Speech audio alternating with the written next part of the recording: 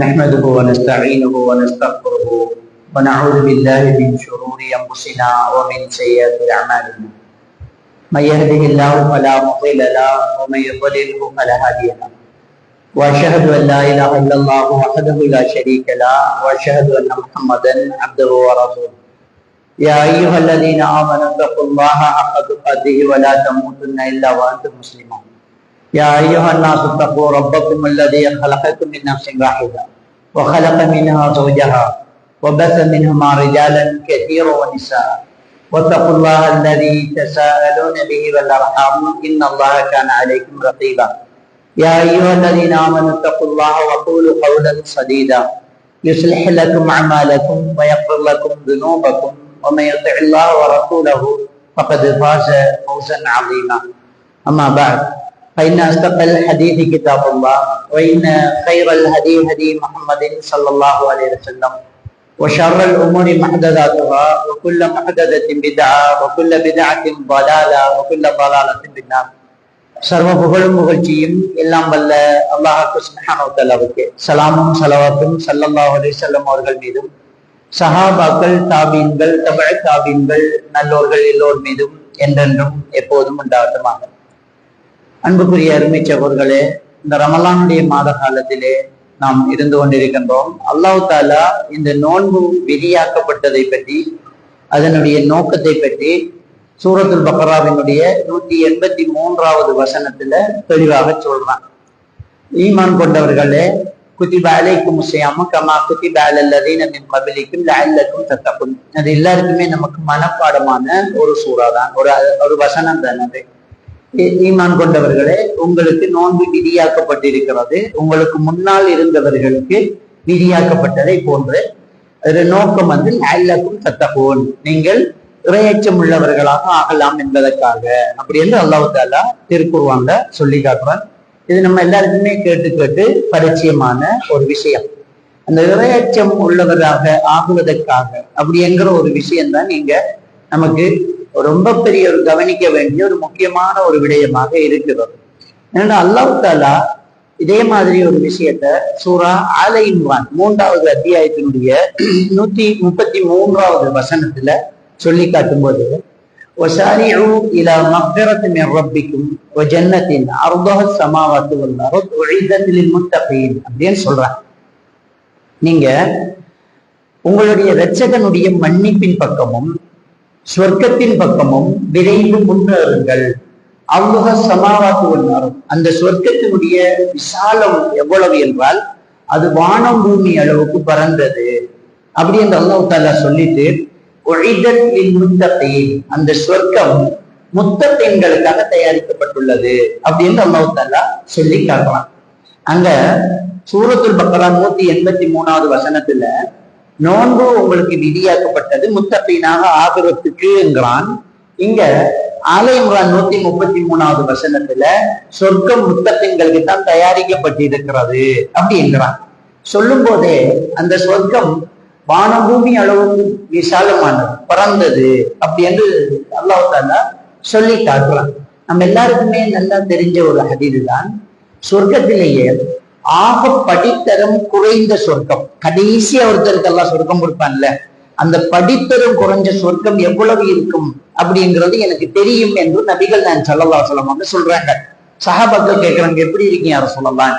அவர் சொல்றாரு, மூசா அலைஹிஸ்ஸலாத்து வஸ்ஸலாம் அவர்கள் அல்லாஹ்விடத்துல கேட்டாங்க, யா அல்லாஹ், சொர்க்கத்திலேயே மிக படித்தரம் குறைந்த சொர்க்கம் எப்படி இருக்கும் காட்டியா அல்லாஹ், சொல்லியா அல்லாஹ். அப்ப அல்லாஹ் தஆலா சொல்றார், நாளை மறுமையில விசாரணை முடிஞ்சு சொர்க்கம் போறவங்க சொர்க்கம் போய் நரகம் போறவங்க நரகம் போனதுக்கு அப்புறமா நரகத்தில இருந்து அல்லாஹ்வுக்கு இணை வைக்காம பாவத்துக்காக தண்டிக்கப்படுறவங்க வெளியில வருவாங்க. கொஞ்சம் கொஞ்சமா வந்து வந்து வந்து கடைசியா ஒருத்தன் வருவான். அதுக்கு பிறகு யாருமே வர மாட்டாங்க.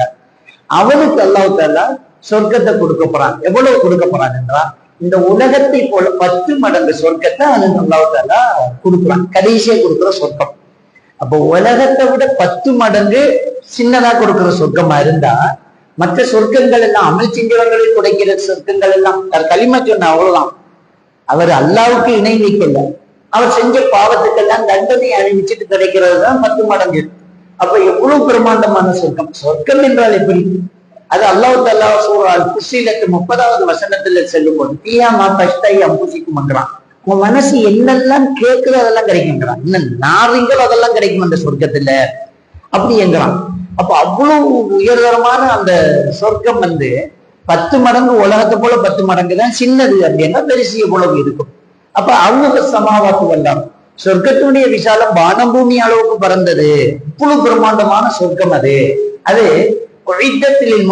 முத்தகீன்களுக்காக தயாரிக்கப்பட்டுள்ளது அப்படின்னு அல்லாஹ் தஆலா சொல்லிட்டு இப்ப 134வது வசனத்துல 135வது வசனத்திலேயும் முத்தகீன்கள் எப்படிப்பட்டவங்க அந்த முத்தகீன்கள் அதை அல்லாஹ் தஆலா பட்டியலிடுறான்.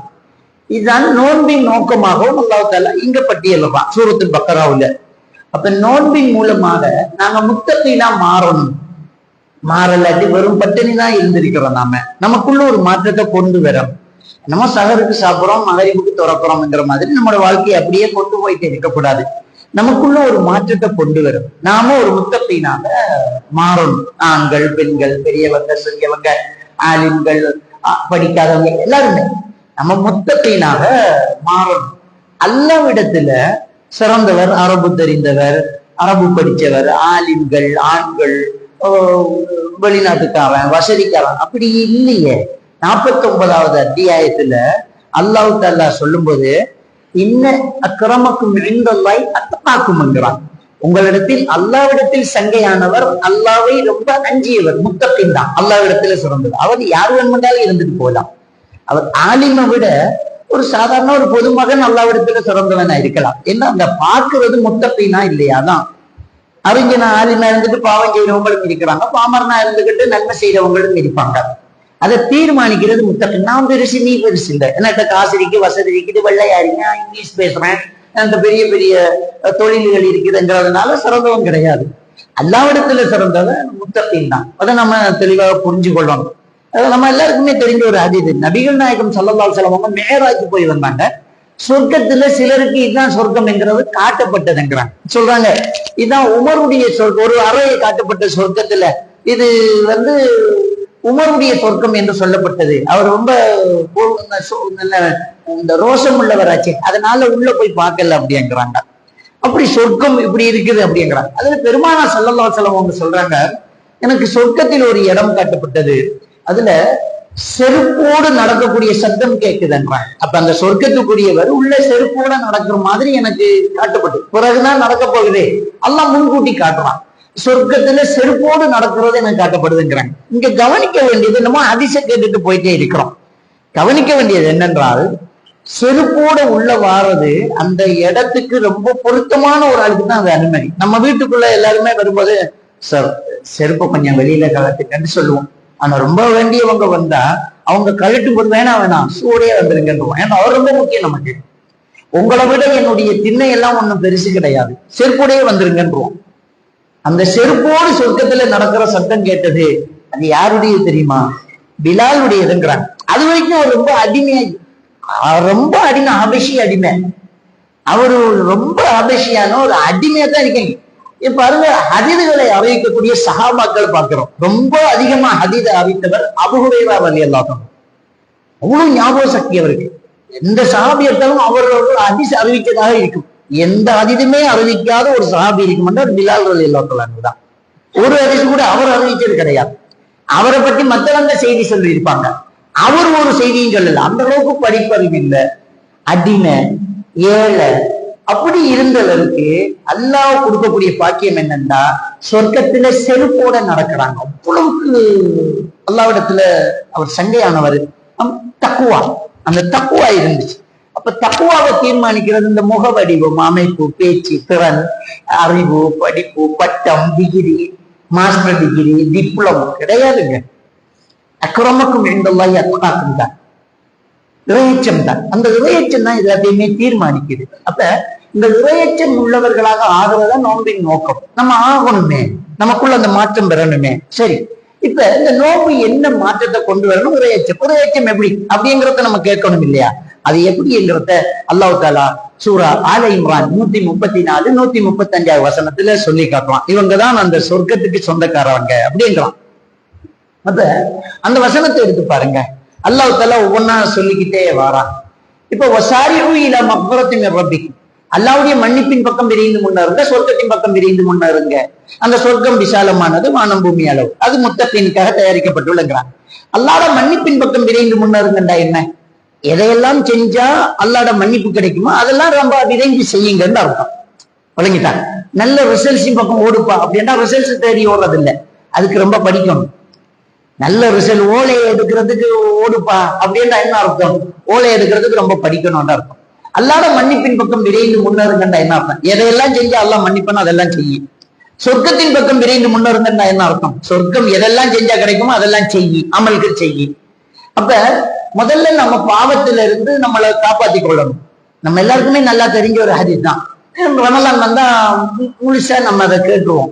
ஆயிஷா ரலியல்லாஹு தஆலா வந்து கேட்கிறாங்க, யா ரசூலல்லாஹ், இன்னைக்கு தான் லைலத்துல் கத்ருடைய இரவு என்று எனக்கு கன்ஃபார்மா தெரிஞ்சா அல்லாஹ் கிட்ட என்ன கேட்கணும் யா ரசூலல்லாஹ்ங்கறாங்க. ஆல்ரெடி அவங்களுக்கு குழந்தை இல்லை, இன்னும் சொல்ல போனா நபிகள் நாயகம் ஸல்லல்லாஹு அலைஹி வஸல்லம் அவங்களுக்கு ஆண் வாரிசு இல்லை. இதுதான் வாய்ப்பு. கிடைச்சா ஒரு ஆண் வாரிசை கேளு, குழந்தை பாக்கியத்தை கேளு, அப்படி சொல்லல. பெருமானா ஸல்லல்லாஹு அலைஹி வஸல்லம் அவங்க சொல்லி கொடுத்தது, அல்லாஹும்ம இன்னக அஃபுவுன் துஹிப்புல் அஃப்வ ஃபஅஃபு அன்னி, யா அல்லாஹ் நீ மன்னிக்கிறவன், மன்னிக்கிறத விரும்புறவன், மன்னிச்சிடு, மன்னிப்பு கேளுன்றாங்க. அல்லாஹ்வோட மன்னிப்பு ரொம்ப முக்கியம் நமக்கு. முதல்ல அல்லாஹ் நம்மளை மன்னிக்கணும், அதுக்கு பிறகுதான் நமக்கு எல்லாமே கிடைக்கும். அப்ப அல்லாஹ் குர்ஆன்ல சொல்லும் போது மன்னிப்பின் பக்கம் விரைந்து முன்னாரு, சொர்க்கத்தின் பக்கம் விரைந்து முன்னாரு. சொர்க்கம் வந்து முத்தகீன்களுக்கு தயாரிக்கப்பட்டுள்ளதுங்கிறான். அந்த முத்தகீனுடைய பண்பை அடுத்த வசனத்தில் அல்லாஹ் தஆலா சொல்லும் போது அல்லதீன யுன்ஃபிகூன ஃபிஸ்ஸர்ராஇ வத்தர்ரா அப்படின்ற முதல் பண்பை பாருங்க. இப்ப நம்ம யாருக்கு சொர்க்கம் கிடைக்கும், யாரு சொர்க்கத்தில் உயர்ந்திருப்பாங்க, சொர்க்கம் எல்லாம் எப்படி கிடைக்கும் அப்படின்னு சொன்னா நம்ம சொல்லுவோம், பிறந்தத்துல இருந்தே பாவண்டியாவது இருந்திருக்கணும், பெரிய பள்ளிக்குள்ளேயே டைமை கூட்டி இருக்கணும், பெரிய பேணுதலா இருந்திருக்கணும், குர்ஆன்லயே கிடக்கணும், அப்படிதான் நம்ம கற்பனை பண்ணுவோம். அல்லாஹ்வுடைய குர்ஆன் என்ன சொல்லுதுண்டா, தர்மம் செய்வாங்க. ரொம்ப சிம்பிளா, அது என்னென்ன சந்தர்ப்பத்தில்ங்கிறத அல்லாஹ் தஆலா சொல்றான். பிஸ்ஸர்ராய் வதர்ராய் என்றான். நல்ல வசதி வாய்ப்பு இருக்கும் போதும் தர்மம் செய்வாங்க, கொஞ்சம் கஷ்டமா இருக்கும் போதும் தர்மம் செஞ்சிருவாங்க. இருக்கிறது குறைவா இருக்கும் போது கொடுக்கறத நிறுத்த மாட்டாங்க, அதுக்கு வைக்கவும் பட மாட்டாங்க. 10 ரூபா தான் கொடுக்க முடியுமோ கொடுத்துட்டு போவாங்க. எல்லாரும் வசதிக்கும் ஒரு லட்சக்கணக்கில் கொடுக்குறாங்க, எனக்கு இன்னைக்கு ஒரு 10 ரூபா தான் கொடுக்கலாம் அப்படின்னா 10 ரூபா கொடுத்துட்டு போவாங்க. அதுல வெக்கப்பட மாட்டாங்க என்றுதான் தஃப்ஸீருடைய அறிஞர்கள் அந்த வசனத்துக்கு விளக்கம் சொல்றாங்க.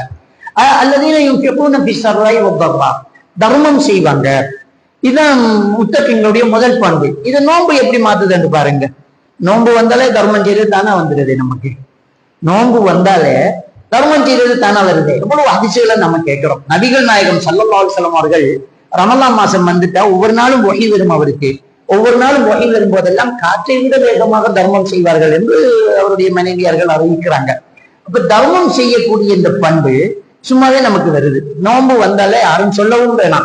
நோன்பு வந்தா கொஞ்சம் கொடுத்துட்டு தான் போவோம், கொஞ்சம் நீட்டிட்டு தான் போவோம், 4 பேருக்கு கொடுத்துட்டு போவோம், பக்கத்து வீட்டுக்கு ஒரு கறியை கொடுத்துருவோம், அவங்க குடும்பத்தில் உள்ளவங்களுக்கு ஏதாவது கொடுத்து அனுப்பிடுவோம். அரிசி கொடுப்போம், ஈச்சம்பழத்தை கொடுப்போம், நோன்பு திறக்கிறதுக்கு ஒரு ஏற்பாட்டை செய்வோம், இஃப்தார் செஞ்சிருவோம், சகர்கள் ஏற்பாடு செய்வோம், சாப்பாடு கொடுப்போம், காசு கொடுப்போம், ஏதாவது கொடுக்கணும்.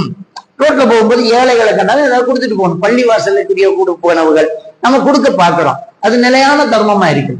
பள்ளிக்கு கொடுக்கறது ஒரு நிலையான தர்மமா போய்த்திரும், அது என்றென்றுமே இருந்துகிட்டே இருக்கும்.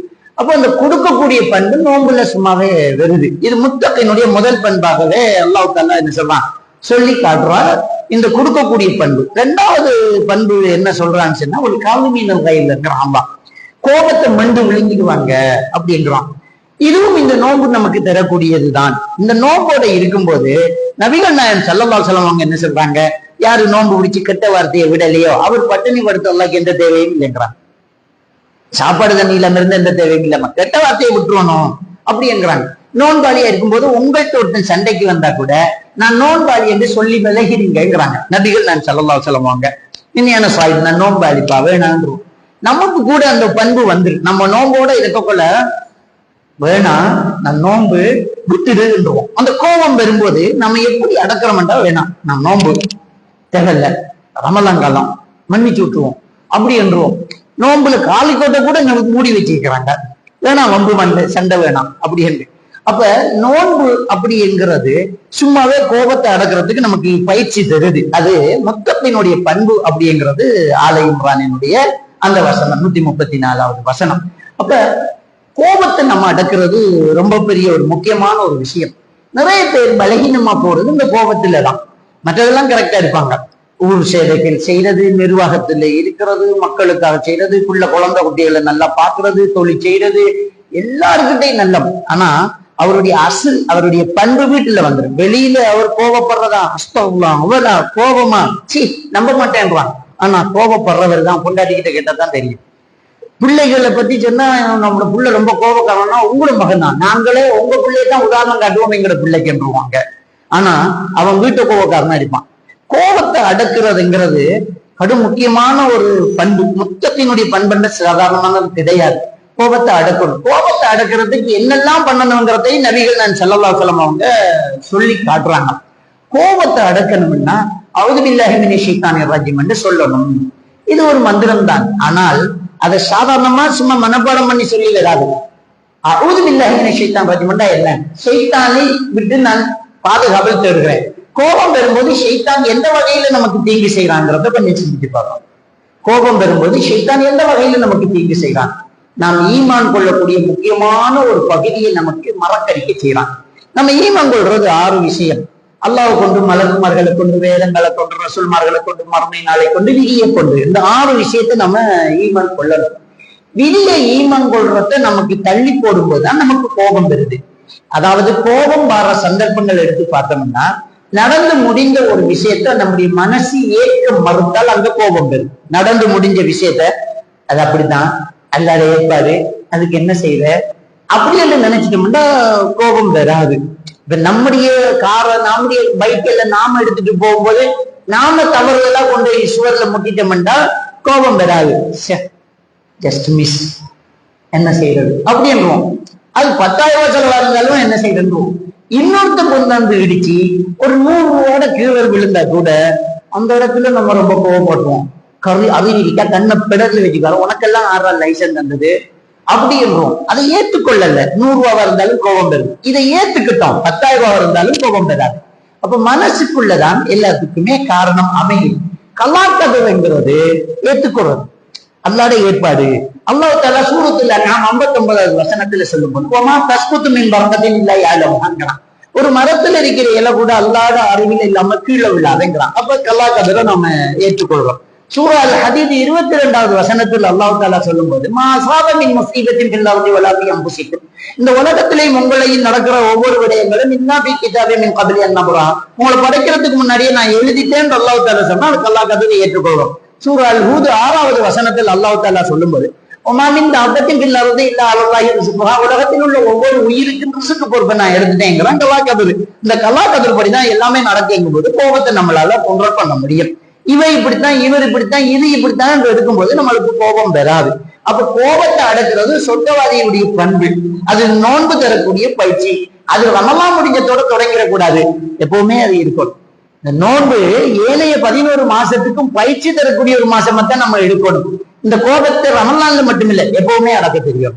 என்ன நடந்தாலும் எப்படி நடந்தாலும் அல்லாஹ்வுடைய ஏற்பாடு, என்ன செய்யறது அல்லாஹ்வுடைய நாட்டம். அப்படி என்று அந்த கோபத்தை நம்ம என்ன செய்யணும், அடக்க தெரிஞ்சிருக்கணும். அந்த கோபத்தை அடக்கினால் அது முத்தத்தினுடைய ஒரு பண்பு. அதை சொல்லும் போதும் கூட நபிகள் நான் ஸல்லல்லாஹு அலைஹி வஸல்லம் அவங்க என்ன சொல்றாங்கன்னு சொன்னா, எதிரியை வெட்டி வீழ்த்துறவன் அல்ல வீரன், தனக்குள்ள இருந்து வரக்கூடிய கோபத்தை வெட்டி வீழ்த்துறவன் தான் வீரன்ங்கிறாங்க. ஒரு ஆளை வாழால வெட்டி சண்டை செஞ்சு வீரத்தை காட்டுறது அது ஒண்ணும் பெருசு இல்லை. தனக்குள்ளேயே வாழ கோபத்தை வெட்டினா அவன் தான் வீரன். அதுக்கு என்ன செய்யணும், ரொம்ப தைரியம் இருக்கணும். அத சூரத்துல் லுக்மான் 14வது வசனத்தில் அல்லாஹ் தஆலா சொல்றான், இன்னதாலிக மின் அஸ்மில் உமூர்ங்கிறான். பொறுமை என்பது மிக வீரமான செயல் என்கிறான்.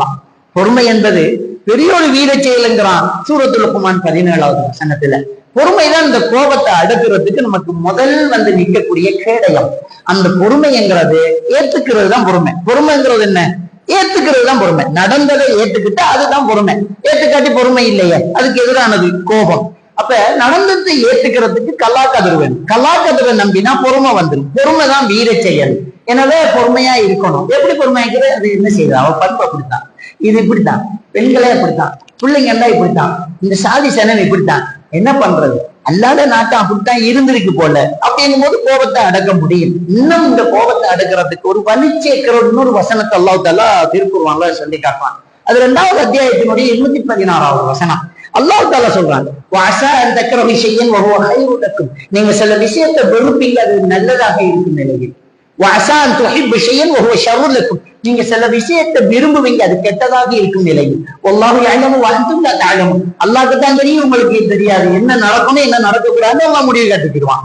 நீங்க ஆசைப்படுவீங்க, இந்த கிடைக்காம போகும். அல்லாஹ்க்கு தெரியும், இது உனக்கு கிடைச்ச தப்பு, தவறிடுவ, நீ பாவம் செஞ்சிருவ, உனக்கு பிரச்சனையா வந்து முடியும். அதனால அல்லாஹ் அதை தட்டிக்கிட்டே இருப்பான். நீ நினைக்க கூடாது, நான் எவ்வளவு கேட்டேன் அல்லாஹ் என்ன நமக்கு தரலையே, நான் எவ்வளவு ட்ரை பண்ணேன், எவ்வளவு கெஞ்சினேன், தாஜத்தெல்லாம் தொழுதேன், எவ்வளவு துவா கேட்டேன், கடைசிக்கு எனக்கு அல்லாஹ் அதை தரலையே என்று எல்லாம் மேல ரொம்ப கோபம் வருது. அல்லது சிலர் தொழுகையை விட்டுட்டு போயிட்டுருவாங்க. சே என்ன இது அப்படின்வாங்க. சனியை நமக்கு எதுவுமே நல்லா வாரதில்லைன்றுவாங்க. நமக்கு இப்படித்தான், நமக்கு எதை பார்த்தாலும் இப்ப இப்படித்தான், நம்ம என்ன செஞ்சாலும் அது நஷ்டத்துலதான் போகுது அப்படின்றான். இல்ல, அது ஏதோ ஒரு கயிறு இருக்கணும், அதுல ஒரு நலவு இருக்குது, அதன் சுத்தித்தான் உனக்கு அப்படி அல்லாஹ் தஆலா வச்சிருக்கிறாங்கிறது சூரத்துல் பக்ராவினுடைய 216வது வசனம். அப்ப இதெல்லாம் சேர்ந்து கோபத்தை அடக்கிறதுக்கு நமக்கு ஒரு வழி சேர்க்குது. கோபத்தை அடுக்கும். அடுத்தது என்ன, ஆஃபீனா அனின் நாஸ், அடுத்தவர்களை மன்னிக்கணும். அடுத்தவர்களை மன்னிக்கணும். மன்னிச்சாதான் அந்த கோபம் நிரந்தரமாகும். மன்னிக்காட்டி திரும்ப காணும் போது சண்டை செய்யணும் போல இருக்கும். ஒரு ஆளுக்கிட்ட கோபத்தை அடிக்கிட்டான், ஆனா காணும் போதெல்லாம் அவனை கோபச்சொல்லு, எனக்கு ஆத்திரம் வருது அப்படின்றோம். ஏன்னா நம்ம மன்னிக்கலன்னு அர்த்தம். மன்னிச்சிடணும்.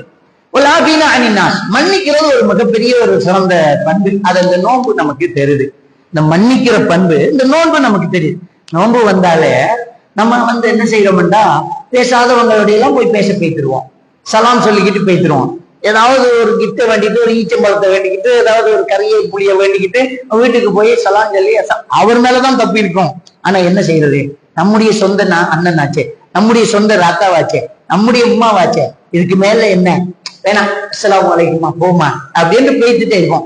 இதுல நபிகள் நாயகம் ஸல்லல்லாஹு அலைஹி வஸல்லம் அவங்க என்ன சொல்றாங்கன்னா, அல்லாஹி பிஸ்ஸலாம் தரீமினல் கிபர், சலாம் சொல்லி தொடங்குபவர் பெருமையற்றவர்ங்கிறாங்க.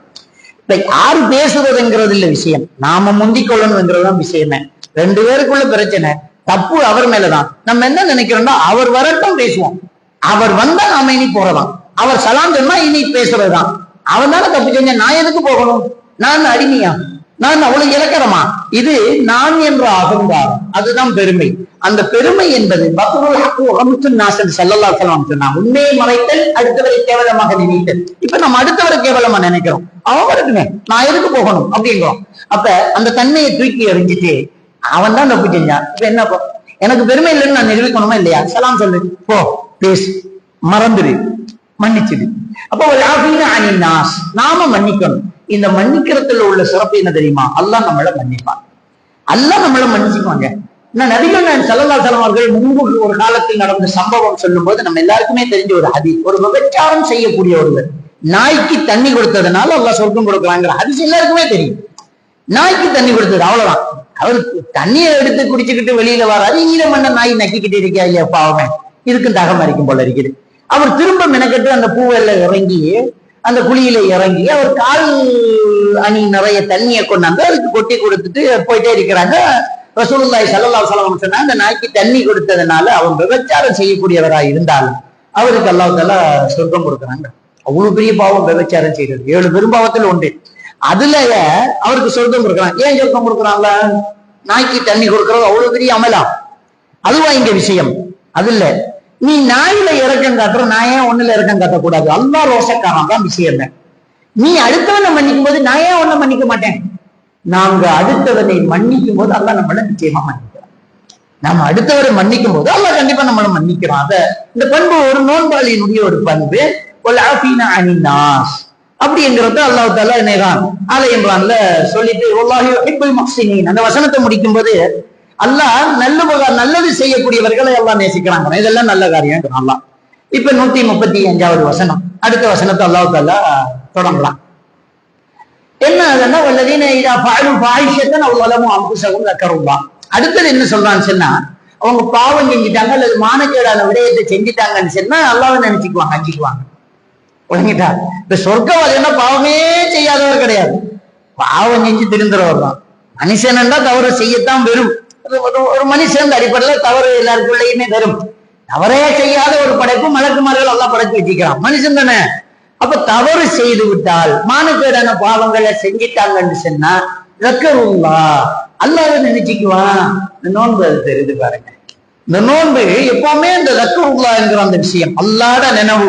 குளிக்கும் போது கூட தண்ணி உள்ள பேசக்கூடாது. நம்ம நோம்பாய் உது செய்யும் போது கூட நாசிக்கு தண்ணி செலுத்தும் போது ரொம்ப கவனமா செலுத்தணும். நம்ம வீட்டுல இருப்போம், யாருமே பார்க்க மாட்டாங்க, கதவு கூட்டி இருக்கும், தாகம் இருக்கும், நம்மளே சம்பாதிச்ச சம்பாத்தியம், ஹலாலான சம்பாத்தியம் வீட்டை இருக்கும், யாருக்குமே தெரியாது. எடுத்து குடிச்சா யாருக்கு தெரியும்? யாருக்கும் தெரியாது. ஆனா குடிக்க மாட்டாங்க. சின்ன குழந்தை கூட அந்த நோம்பு பிடிச்சுக்கிட்டு அம்மா வாங்க எப்ப சொல்லுமா. பெரியாக்கள் கூட மணிக்கூட்ட கூடுதலை பாக்குறது அசருக்கு பிறகுதான். பாட்டெடுத்த பாடு வைக்கும். இன்னும் 10 நிமிஷம், இன்னும் 7 நிமிஷம், இன்னும் 6 நிமிஷத்துக்கு ஒரு தடவை பாக்குறோம். அவ்வளவுக்கு அந்த அந்த நிலைமை, அந்த ரொம்ப கிளைமேட் சூடா இருந்தா இன்னும் ரொம்ப கஷ்டமா இருப்பாங்க. அப்ப அல்லாத பயம் இருக்கு பாருங்க. அல்லாஹ் பார்த்துட்டு இருக்கிறான் அப்படின்னு. அப்ப இந்த நோன்பாளியா இருக்கும்போது ஏதாவது போன்ல கூட ஒரு தப்பான ஒரு படம் வந்துட்டுன்னு சொன்னா வேணாம் அப்படின்றோம். நம்ம பார்வையை தாழ்த்திக்கிறோம். ஆர்த்தையும் பேசக்கூட வேணாம், நோன்பு அஸ்தாபுல்லா அஸ்தாபுல்லா அவருப்புறம் நமக்கு எதுக்கு, நாம எனக்கு தவற குறைய கிடைக்க அஸ்தாபுல்லா நாம நோன்பு. அப்ப எப்பவுமே நம்ம இந்த நோன்புல அல்லாஹ் பார்த்து செய்யும், தவறு செஞ்சிடக்கூடாது, தப்பு வேணாம் அப்படின்றோம். தவறெல்லாம் கூட காசு மீதி தந்துட்டான்னுன்னா தேடி போய் கொடுத்துட்டு வருவான். 100 ரூபாய் காசை மிச்சம் கொடுக்கறதுக்கு 150 ரூபாய்க்கு பெட்ரோல் அடிச்சுட்டு போயிடுவான். உன் காசு எனக்கு வேணாம், நான் கூட தந்துட்டேன் அப்படின்வான். அல்லாஹ் பார்த்துட்டான், இதுக்கு குற்றம் பிடிச்சிடுவான். அப்ப பாவமான காரியத்தை செய்தால், மானக்கேடான விடயத்தை செய்தால் ரக்கவுல்லா அல்லாஹ் அஞ்சுக்குவாங்க. இது நோன்பு தருது. இந்த நோன்பு நமக்கு தருது. இது முத்தத்தினுடைய பண்பு. அப்புறம் அல்லாஹ் தஆலா தொடர்ந்து என்ன சொல்றான்னு சொன்னா, அவர்களுடைய பாவங்களுக்காக மன்னிப்பு தேடிக் கொள்வாங்க. இஸ்திக்பார். இந்த நோன்பை ஸ்டார்ட் பண்ணாலே மௌலவிமார் மேடையில ஏறதும் பேசுறதும் மைக்க பிடிக்கிறதும் முதல் விஷயம். மன்னிப்புக்குரிய மாசம், இஸ்திக்பாருக்குரிய மாசம், 3 பிரிச்சுக்குவாங்க நோன்பை. நோன்பை அல்லாஹ்வோட அருளுக்குரிய மாசம், அல்லாஹ்வோட மன்னிப்புக்குரிய மாசம், அல்லாஹ் நரக விடுதலை தரக்கூடிய 10 3 பிரிப்பாங்க. அப்படியெல்லாம் ஹதீஸ்ல வரவே இல்லை.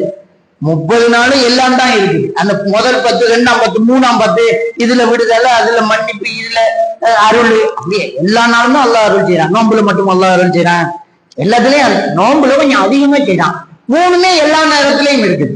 அல்லாஹ் மன்னிக்கிறவன், அல்லாஹ் அருள் செய்யறவன், அல்லாஹ் நரக விடுதலை தரவன், எல்லாமே இருக்குது. ஆனா அந்த அல்லாஹ்வோட மன்னிப்பு ரொம்ப அதிகமா இந்த ரமலானுடைய காலத்துல இருக்கிறத நம்ம உணர்றோம், நம்ம கேட்கிறோம். அல்லாஹ் கிட்ட இஸ்திக்பார் கேட்கிறோம். அப்ப இஸ்திக்பார்ங்கிறது எப்பவுமே இருந்துகிட்டே இருக்கணும். நபிகள் நாயகம் ஸல்லல்லாஹு அலைஹி வஸல்லம் அவர்கள் ஒரு நாளுக்கு 100 விடுத்தம் இஸ்திக்பார் செய்வாங்க. நம்மையும் மாத்திரம் சிந்திச்சு பாருங்க. அறியாம தெரியாம தவறு செஞ்சா கூட ரசூலுல்லாஹ் பாத்ரூம் போயிட்டு வெளியில வரக்கலாம், அல்லாஹ் மன்னிச்சுக்கோங்கிறான். என்ன பாவம் செஞ்சாங்க? பாத்ரூம் போறது பாவமா? பாத்ரூம்ல உன்னை நினைக்காம இருந்துட்டேனேங்கிறத அவர் தப்பா நினைக்கிறார். பாத்ரூம்ல இருக்கும்போது திக்ர் செய்யக்கூடாது இல்ல, பாத்ரூம்ல இருக்கும்போது குர்ஆன் ஓதக்கூடாது இல்ல. அப்ப பாத்ரூம்ல இருக்கும்போது உன்னை குர்ஆன் ஓதலையே, உன் வேற உச்சரிக்கலையே, உனக்கு தஸ்பீஹ் செய்யலையே, அதை கூட தப்பா நினைச்சு வெளியில வரும்போது நம்ம ஓதுறதுவா குர்ஆன். அந்த அளவுக்கு இஸ்திக்பார் நம்மகிட்ட இருக்கணும். நாவுல வார்த்தைக்கு வார்த்தை இஸ்திக்பார் அஸ்தக்ஃபிருல்லாஹ் அஸ்தக்ஃபிருல்லாஹ் இருக்கணும். பாவம் செஞ்சுட்டா கண்டிப்பா இருக்கணும். வருந்தமும் இஸ்திக்பார் செய்யணும், பாவ மன்னிப்பு கேட்கணும். யாருக்கு பாவ மன்னிப்பு கேட்கறது? இப்பதான் இருக்குது கபர்ஸ்தானங்கள், மகான்கள், பெரியார்கள், அவுலியாக்கள். அல்லாஹ் தஆலா அவங்க பாவத்துக்கு மன்னிப்பு தருவாங்க. யாருக்கு சொல்லல, அடுத்த வசனம் தெளிவா சொல்லுது, அல்லாஹ்வை தவிர வேறு யார் இருக்கிறார் பாவத்தை மன்னிக்கிறான்? அல்லாஹ்வை தவிர வேற யார் இருக்கா பாவத்தை மன்னிக்க? அல்லாஹ் அவன்கிட்ட பாவத்தை மன்னிப்பு கேளுங்க. அப்ப இவ்வளவுதாங்க. இந்த பண்பு இவ்வளவு முத்தத்தினுடைய பண்பாக அல்லாஹ் தஆலா சொல்லி காட்டுறான். நோன்பின் நோக்கம் முத்தத்தினா ஆகிறது. சூரத்துல் பக்ரா 183. முத்தத்தின் தான் சொர்க்கத்துக்குரியவர். அது ஆல இம்ரான் 133. முத்தகனுடைய பண்பு 134, 135. அந்த முதல் பண்பு என்ன செய்வாங்க? தர்மம் செய்வாங்க. 2வது பண்பு கோபத்தை அடக்குவாங்க. 3வது பண்பு அடுத்தவங்களை மன்னிப்பாங்க. 4வது பண்பு பாவத்தை செஞ்சா உணர்ந்துக்குவாங்க. 5வது பண்பு அதுக்காக என்ன செய்வாங்க? இஸ்திக்பார் செஞ்சுக்குவாங்க. 6வது பண்பு என்ன? வலம் யுஸிரு அலா மா ஃபஅலு வ ஹும் யஅலமுன். அந்த வசனத்தை அல்லாஹ் அப்படி முடிக்கிறான். அவங்க செஞ்ச பாவத்தை என்ன செய்ய மாட்டாங்க? தெரிஞ்சுக்கிட்டே திரும்ப செய்ய மாட்டாங்க, விட்டேதான். இது சிலரு தௌபா செய்ய, நோன்பு வந்தா சிகரெட்டை விட்டுருவாங்க. நாமெல்லாம் சந்தோஷப்படுறோம், அல்லாஹ் அக்பர், பாப்பா சிகரெட் அடிக்கிறத விட்டுட்டாருங்க, ஒரு நாளைக்கு 2 குட்டி பண்ணிடுவார். இப்பதான் திரும்ப ஸ்டார்ட் பண்ணது. ரொம்ப எல்லாத்தையும் சேர்த்து கல்லா செஞ்சிருவாரு அவர். அப்ப இந்த நோம்புல எல்லாம் வேணாம் வேணாம் வேணாம், கேர்ள் ஃபிரெண்ட் வேணாம், அந்த பொம்பளை கிட்ட பேசுறதெல்லாம் வேணாம், தேவையில்லை, அஸ்தகுல்லா தேவையில்லைன்னு விட்டுருவாங்க. வெறும் நாளைக்கு விஷ் பண்ணி அனுப்புவாரு, ஈத் முபாரக் என்றுவாரு, தேவையா உனக்கு இது. அப்ப உலம் தெரிந்துகின்றே அவர் தெரிந்த அந்த துவாபத்தை திரும்ப விட்டுட்டாருன்னு செய்ய மாட்டாருங்கிறான் அல்லாஹ். இதான் முத்தகீன்களுடைய பண்பு. இந்த முத்தகீனாக நம்ம மாறணும்.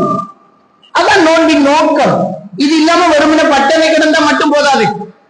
பட்டணி கிடக்குறாங்க, சுபஹ் தொழுது நிறைஞ்சு வலியுது. முத்தகீனா எங்க மாறினீங்க அப்படிங்கிறதுதான் நம்ம அல்லாஹ் சொல்ற அந்த வசனத்திலிருந்து நம்ம எடுக்கக்கூடிய ஒரு விஷயம். நானும் நீங்களும் அப்படி மாறணும், நம்ம எல்லாருமே அப்படி மாறணும், முத்தகீனா மாறணும். இன்ன அக்ரமக்கும் இன்தல்லாஹி அத்காக்கும் 49வது அத்தியாயத்தினுடைய 15வது வசனம்.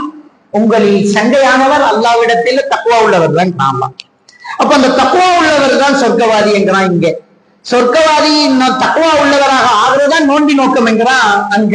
அப்ப இந்த வசனங்களை எல்லாம் பார்த்தா ஏகமனதாக நாம ஏற்றுக்கொள்ளக்கூடிய ஒரு விஷயம், நம்ம எல்லாருமே முத்தகீனா மாறணும். முத்தகீனா இன்னொருத்தரை பார்க்கறது இல்லை, நம்மள நாம பார்க்கணும். நாம முத்தகீன் ஆகணும்.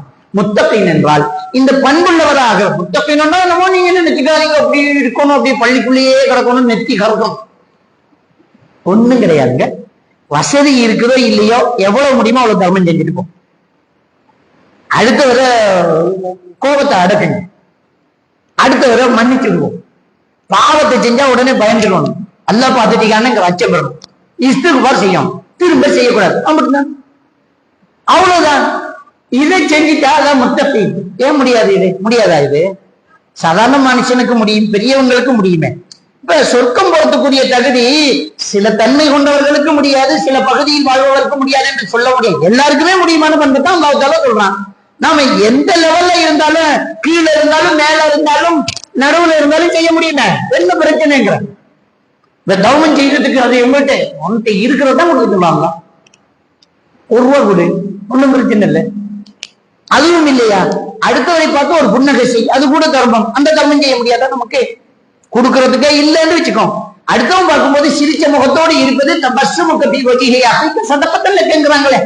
அடுத்தவன் பார்க்கும்போது ஒரு புன்னகை செய், தர்மம் என்றார்களே ஸல்லல்லாஹு, அந்த தர்மம் செய்ய முடியாதா? முடியுமே. எனவே முத்தகீனாக மாற வேண்டும். எல்லாம் வல்ல அல்லாஹ் சுப்ஹானஹு வ தஆலா நம் அனைவரையும் ஈமானோடு வாழ வைத்து ஈமானோடு மரணிக்க செய்வார்.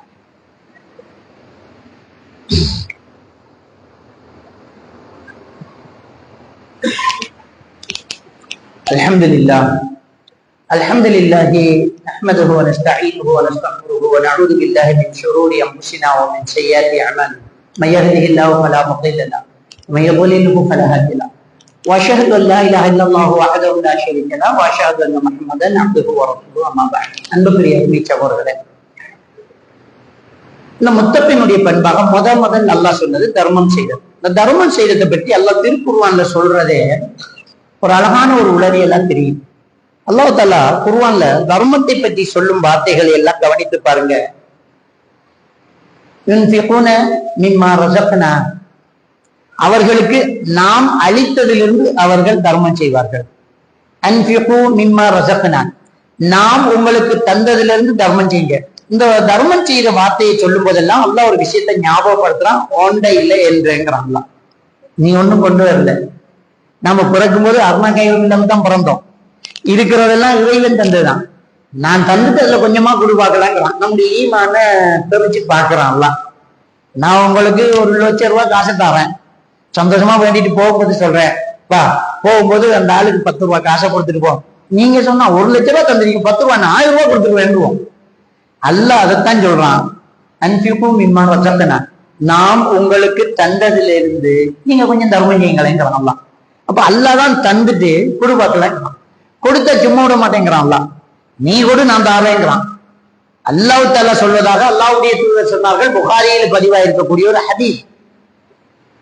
யா இப்ன ஆதம் அன்ஃபிக் அலைக், ஆதம் மகனே, மனிதனே, நீ அடுத்தவனுக்கு கொடு, உனக்கு நான் தாரேன், நீ கொடு நான் தாரேன்.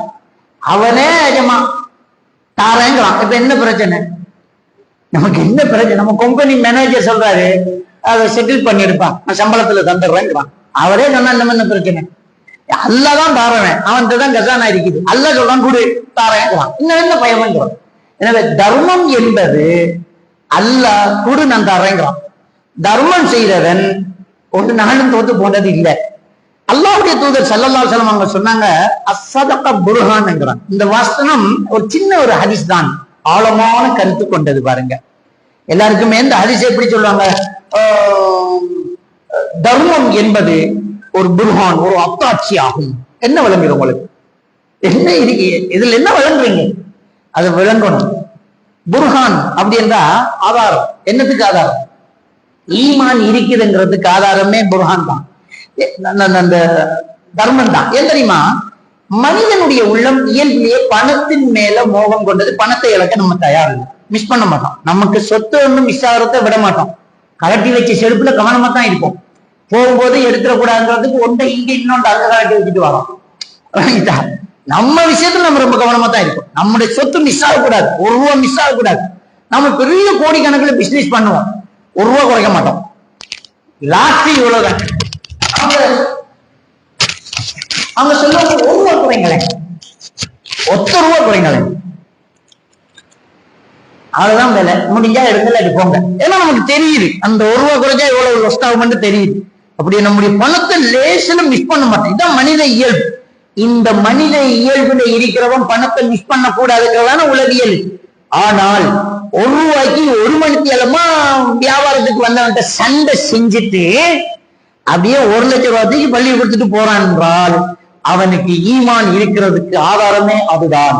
அதனாலதான் அஸ்ஸதகா புர்ஹான், தர்மம் ஒரு ஆதாரம். எதுக்கு ஆதாரம்? உன்கிட்ட ஈமான் இருக்கிறா, நீ மறுமையை நம்புற, கிடைக்கும்ங்கிற நம்பிக்கையில தானே நீ போடுற. சேத்துல மண்ணில காசு கொடுத்து 10,000 ரூபாய்க்கு நெல்ல வேண்டி கொண்டு போட்டு காலால மூடிட்டு பாறைய வெளியில இருந்து வந்து அவிமிக்கட காசை கொடுத்து வேண்டி மண்ணுக்குள்ள புதைக்கிற. அவன் என்ன சொல்ல தெரியுமா? எனக்கு நம்பிக்கை இருக்கிற, இது முளைக்கு ஒவ்வொன்றும் 700 மாறும், ஒவ்வொன்றும் 700 மாறும். 100 மூடை விதைச்சா 700 மூடை வெட்டுறேன்னு எனக்கு தெரியும். அப்ப அவனுக்கு அந்த நம்பிக்கை இருக்கு. இதே மாதிரி தான் தர்மம் செய்யும் போது அவனுடைய ஈமான் இருக்குது, கொடுக்கிறான், கிடைக்கும். இங்க எல்லாரும் மறுமையில கிடைக்கும், இங்கே கிடைக்கும், மறுமையிலையும் கிடைக்கும். அப்ப சதகா புர்ஹான்ங்கிறது பாருங்க, தர்மம் என்பது ஒரு ஆதாரம். ஈமான் பவரா இருந்தா தர்மம் செஞ்சுட்டே இருக்கிறது. இந்த ஹதீஸை தவிர வேற ஒரு ஹதீஸ் தர்மத்துக்கு தேவையில்லை. முத்தகனுடைய முதல் பண்பே தர்மத்தை சொல்றான்ல. தர்மம் என்பது ஈமான் இருக்கிறதுக்கான அத்தாட்சி, ஆதாரம். அதுதான் வலு அப்படிங்கிறான். எவ்வளவு இருக்குதோ அவ்வளவு கொடுத்துட்டு போ, எவ்வளவு முடியுமோ அவ்வளவு கொடு, அல்லாஹ் திருப்பி தருவான். வாக்கு அல்லாஹ் எழுதிக்கான். இன்னொருத்தன் சொல்லிட்டு ஓடிட்டு போயிட்டுலாம். அல்லாஹ் சொன்னா எங்க ஓட போறான்? அவன் தான் தாரவனாச்சே. அவனுக்கு இந்த உலகமே கொசுவின் ரெக்கையை விட பொறுமதி இல்லையே, அவ்வளவு கற்பமான இந்த உலகம், அது தூக்கி தரானே. எனவே அல்லாவுக்காக இறையச்சம் அதிகமான ஒரு மனநிலையில இருக்கக்கூடியவர் தர்மம் செய்கிறார் என்றால் அவருக்கு ஈமான் இருக்கிறது என்பதற்கான ஆதாரம் அதுதான். அது முத்தகனுடைய பண்பு. அல்லாஹ் தஆலா நம் அனைவரையும் ஈமானோடு வாழ வைத்து ஈமானோடு மரணிக்க செய்வனாக. வாஹ் தஅவானா அல்ஹம்துலில்லாஹி ரப்பில் ஆலமீன்.